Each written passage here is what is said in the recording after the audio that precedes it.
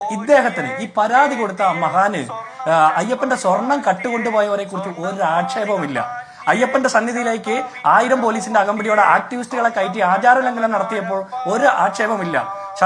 CPM-ന് മതവിശ്വാസികളോടുള്ള സ്നേഹം അത്ഭുതപ്പെടുത്തുന്നതാണ്. ആരടി ഗാനം വിശ്വാസികളുടെ വികാരം ഹനിച്ചില്ല, മറിച്ച് ഹനിക്കപ്പെട്ടത് CPM-ന്റെ കപടമുഖമാണ്. വിശ്വാസികളെ അപമാനിച്ച ചരിത്രം CPM-നുണ്ട്. ശബരിമലയിൽ അയ്യപ്പ ഭക്തരെ തെരുവിലിറക്കി തല്ലിച്ചതും വിശ്വാസത്തെ പരിഹസിച്ച് കോടതി വാദങ്ങളുമായി നടന്നതും കേരളം മറന്നിട്ടില്ല. ജിൻഡോ ആദ്യം തന്നെ തെരഞ്ഞെടുപ്പിലെ വലിയ ഭൂരിപക്ഷത്തിൽ നേടിയ വിജയത്തിന് അഭിനന്ദനങ്ങൾ. താങ്കൾ അർഹിക്കുന്ന ജയമാണ് ജിൻഡോ. പക്ഷേ താങ്കൾ അടക്കമുള്ളവരുടെ ആധികാരികമായ വിജയത്തിന് കാരണം ഈ പാട്ട് മാത്രമെന്നാണ് ധാരണ. അതിനെ ആ രീതിയിൽ അവതരിപ്പിക്കൽ, MP-മാർ പോയി പാടൽ, നേതാക്കൾ വരിവരെയെന്ന പാടൽ, അതൊരു പാരടിപ്പാട്ടാന്നേ. അതിനെ നിങ്ങൾ അത് അർഹിക്കുന്ന ഗൗരവത്തിൽ പറയാതെ അനുവാദരഹിതമായ പ്രാധാന്യം നൽകുന്നുണ്ടോ ജിൻഡോ? അതിനാവശ്യമുണ്ടോ? ഇല്ല ഹാഷ്മി, ഞാൻ ഉൾപ്പെടെയുള്ള കേരളത്തിലെ ഐക്യ ജനാധിപത്യ മുന്നണിയുടെ മുഴുവൻ സ്ഥാനാർത്ഥികളുടെയും വിജയത്തിന് കാരണം ഈ ശബരിമലയിലെ സ്വർണ്ണക്കൊള്ള മാത്രമല്ല, കഴിഞ്ഞ 9.5 കൊല്ലക്കാലമായി കേരളത്തിലെ സർവ്വസാധാരണക്കാരെയും ഈ സർക്കാർ കൊള്ളയടിച്ചത് കൂടിയാണ്.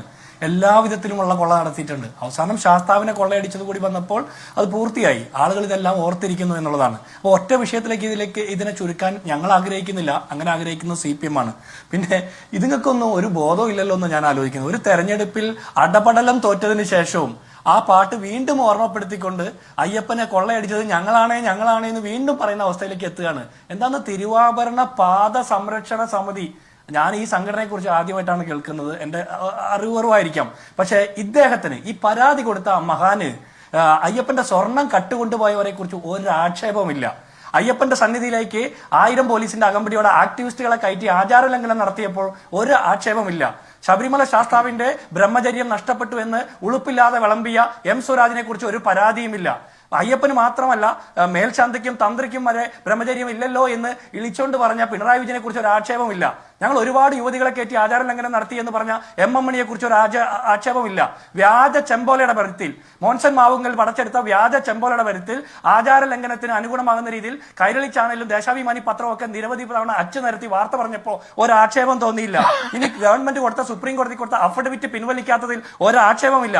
10-26 മനുഷ്യരെ ഈ 2600ഓളം കേസുകളിൽ പ്രതിയാക്കി ഈ ഗവൺമെന്റ് വേട്ടയാടുന്നതിൽ അദ്ദേഹത്തിന് ഒരു ആക്ഷേപമില്ല. ഏറ്റവും അവസാനം ഈ പത്മകുമാറിനെ പോലെ, വാസുവിനെ പോലുള്ള മുന്തിയ പൗരപ്രമുഖന്മാർ, പിണറായി വിജയൻ സർക്കാരിന്റെ കാലത്തെ പൗരപ്രമുഖന്മാർ, പാർട്ടി നേതാക്കന്മാർ ശബരിമലയിലെ സ്വർണ്ണപ്പാളികൾ ഉൾപ്പെടെ കട്ടിളയും മേൽക്കൂരയും വരെ കൊള്ളയടിച്ചതിൽ ഈ തിരുവാഭരണ പാത സംരക്ഷണ സമിതിയുടെ നേതാവിന് ഒരു ആക്ഷേപമില്ല.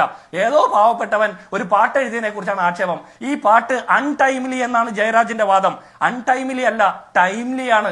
ഇത് തെരഞ്ഞെടുപ്പിന് വേണ്ടി എഴുതിയതല്ല. തെരഞ്ഞെടുപ്പിന് മുമ്പേ ശബരിമല സ്വർണ്ണക്കൊള്ള പുറത്തു വന്ന ഒരു പാട്ടാണ്. തെരഞ്ഞെടുപ്പ് കാലത്ത് ആളുകൾ കൂടുതലായിട്ട് പാടി. എന്റെ 7ഉം 5ഉം വയസ്സുള്ള കുട്ടികൾ ആ പാട്ട് പാടി തുടങ്ങി. അതിന് നിങ്ങൾ സഹായിച്ചിട്ടുണ്ട് നന്നായിട്ട്. ഇന്ന് കാണുന്ന മുഴുവൻ ആളുകൾ ഈ പാട്ട് മൂളിക്കൊണ്ടിരിക്കുക. നിങ്ങൾ ജയരാജ് ആരോടൊക്കെ ചോദിച്ച് അറിഞ്ഞെന്ന് പറഞ്ഞ വിശ്വാസികൾക്ക് വ്രണപ്പെട്ടുവെന്ന്. ഈ പാട്ട് കേൾക്കുമ്പോൾ വ്രണപ്പെടുന്ന വികാരമുള്ളത് CPM-കാർക്ക് മാത്രമാണ്, അല്ലാതെ വിശ്വാസികളായിട്ടുള്ള ഒരു മനുഷ്യനും വ്രണപ്പെട്ടില്ല. ശബരിമല ശാസ്താവിന്റെ സ്വർണം കട്ടപ്പോൾ വിശ്വാസം വ്രണപ്പെടാത്ത സഖാക്കന്മാരായിട്ടുള്ള മുന്തിയ പൗരപ്രമുഖന്മാരായിട്ടുള്ള സഖാക്കന്മാർക്കല്ലാതെ മറ്റാർക്കും ഈ പാട്ട് കേൾക്കുമ്പോൾ വികാരം വ്രണപ്പെടുന്നില്ല. ശബരിമല ശാസ്താവിന്റെ സ്വർണ്ണക്കൊള്ള നടത്തിയപ്പോൾ നിങ്ങൾ എവിടെയായിരുന്നു ജയരാജെ? നിങ്ങളുടെ പാർട്ടിയുടെ നേതാക്കന്മാർ എന്താ പാർട്ടിയിൽ നിന്ന് പുറത്താക്കാത്തത്? ഇനി ഞാനൊരു കാര്യം പറയട്ടെ, ഈ പാരടി ഒരു പ്രശ്നമാണെന്ന്. കലാഭവൻ മണിക്കും അല്ലെങ്കിൽ നാദിർ ഷായ്ക്കും കൈരളി ചാനലിനുമെതിരെ മുൻകാല പ്രാബല്യത്തോടെ നിങ്ങൾ കേസെടുക്കുമോ?